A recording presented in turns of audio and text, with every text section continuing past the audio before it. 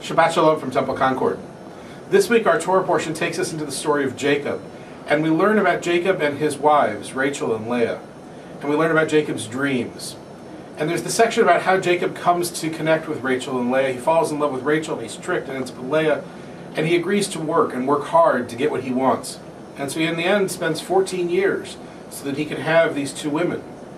The lesson of hard work is one that we usually skip right over because there are other parts of the narrative that are more pressing and grab our attention more. But the idea of hard work and the importance of hard work is one that we need to hear, particularly in the world in which we live. Jacob was willing to work hard for that which he wanted. He saw that he had to do certain things to get where he wanted to be, and he was willing to do it. How many of us are that way today? How many of us look around and see a problem and say, I'm willing to work hard and invest myself to fix that problem?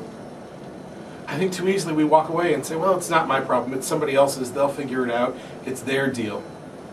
And I think our world is worse off. I think the message of Jacob is one that we need to carry with us, that it's important to work hard, that it's important to reach and try and to set goals and be willing to achieve them, even if it takes personal sacrifice. We live in times where everything is about us and we want everything to be ready for us right now. Doesn't matter where we are or who's in charge. We want things right now. And Jacob reminds us and says, no, not so fast. Sometimes you have to settle back, set a goal, and work for it. And keep going after it again and again and again until you can achieve it.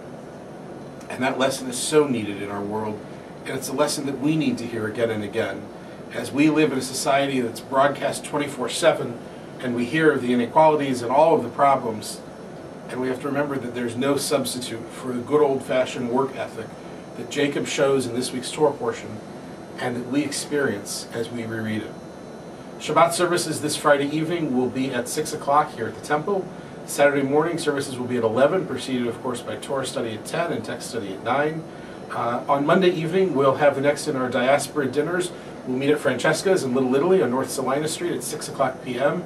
and we'll study about the Jews of Italy and have a wonderful time together, enjoying a nice meal and also learning. And as this week is Thanksgiving, I hope you'll take time to give thanks for all that is good in your life. I give thanks for my family and my friends, for this congregation and this community. So much of what's going on here adds to the beauty of my life and encourages me to do that hard work to continue building so that we can move forward. I hope that you have a Thanksgiving and a Shabbat filled with that same sense of gratitude, and I hope that you'll join me in redoubling our efforts to work hard and do the necessary labor to achieve what we wish to achieve. For now, Shabbat Shalom. Look forward to seeing you at the temple.